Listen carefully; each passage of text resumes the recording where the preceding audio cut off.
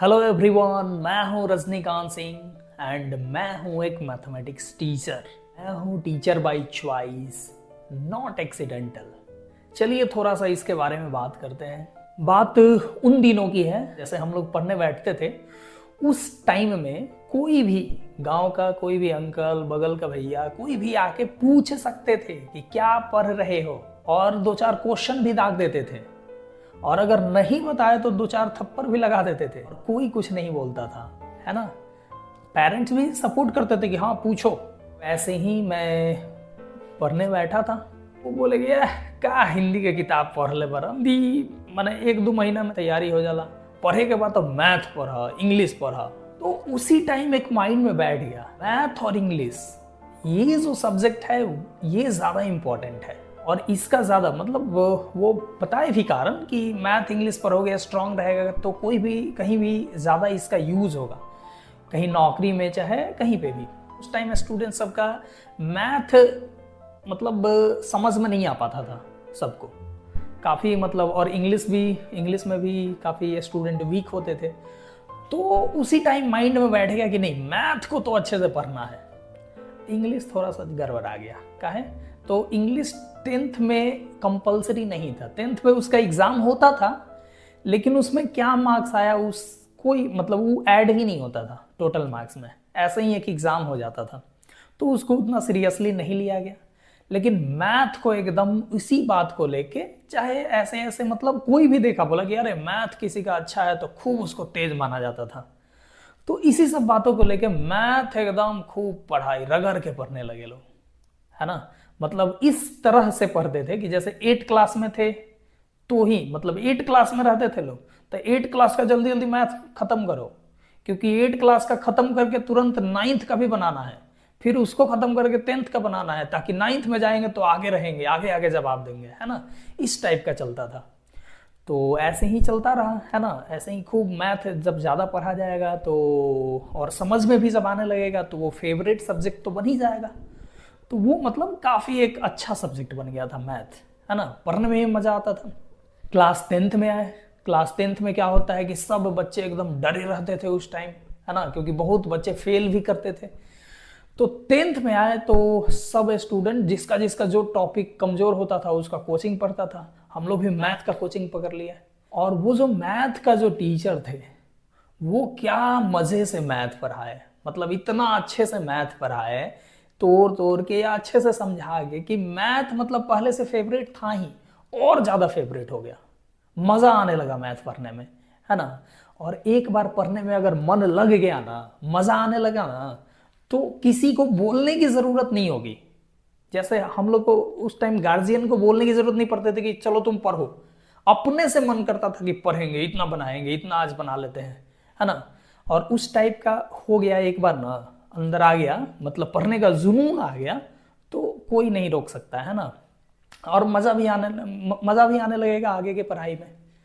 तो उस टाइप का एकदम बन गया, है ना।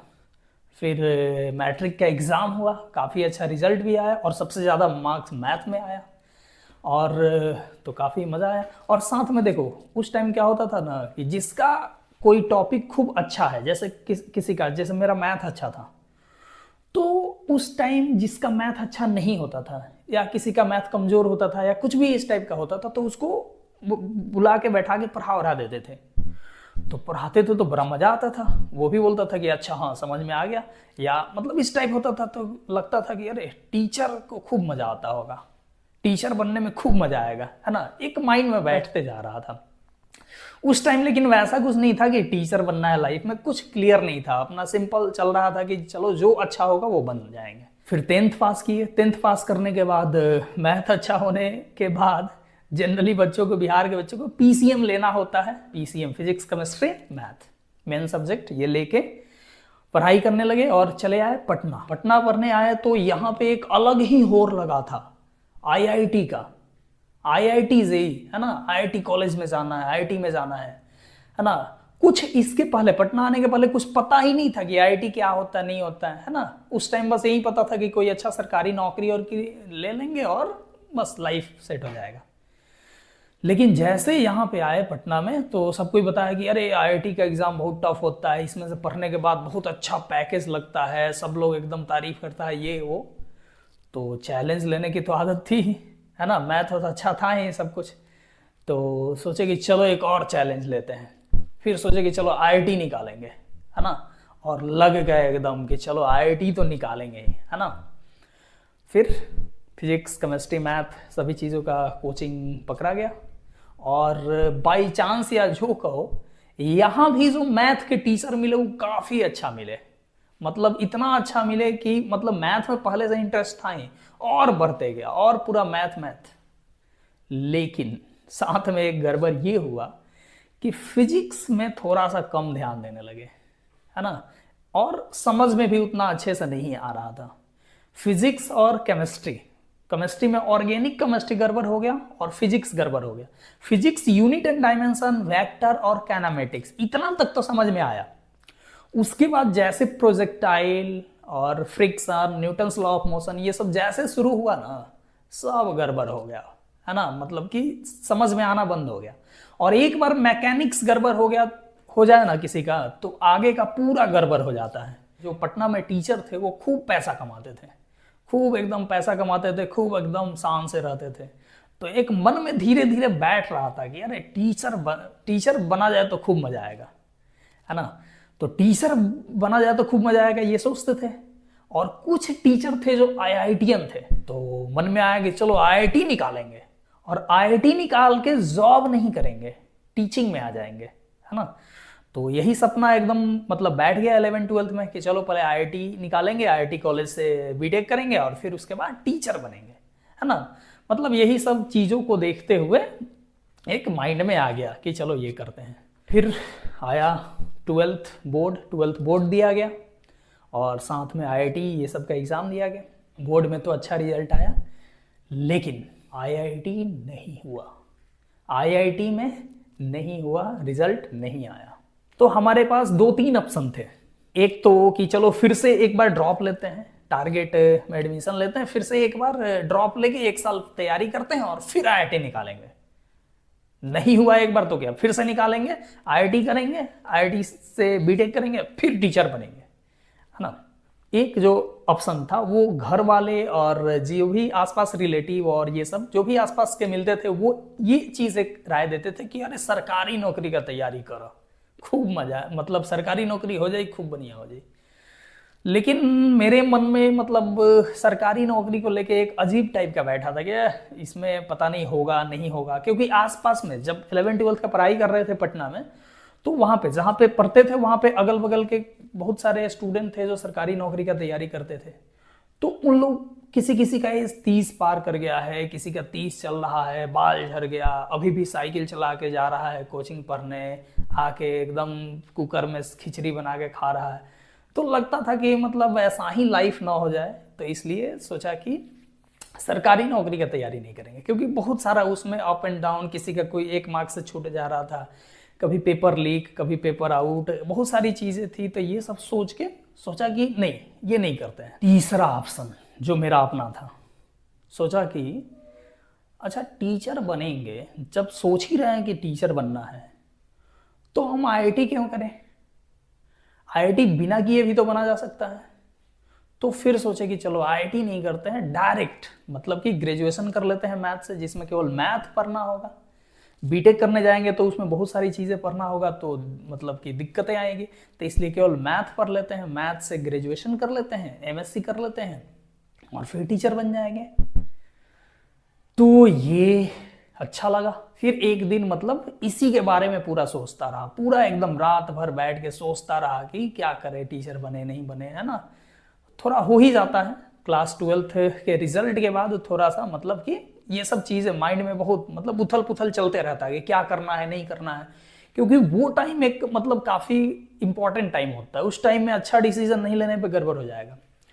तो उस टाइम हमको अभी भी याद है, उस टाइम रात भर एकदम जग के रात भर सोचता रहा कि टीचर बने नहीं बने, क्या करे, टीचर बनेंगे तो क्या होगा, नहीं बनेंगे तो क्या होगा, हर एक ऑप्शन सोचता रहा। हर एक ऑप्शन सोच के सुबह, है ना, मतलब जगह नहीं था, ऐसा नहीं सो गया, रात में जगह जगह जगह जगह सुबह तक होने लगा, तब एकदम डिसाइड किया कि नहीं चलो टीचर बनते हैं। और फिर आईआईटी का सपना छोड़ दिया और टीचर बनने के प्लानिंग में लग गए।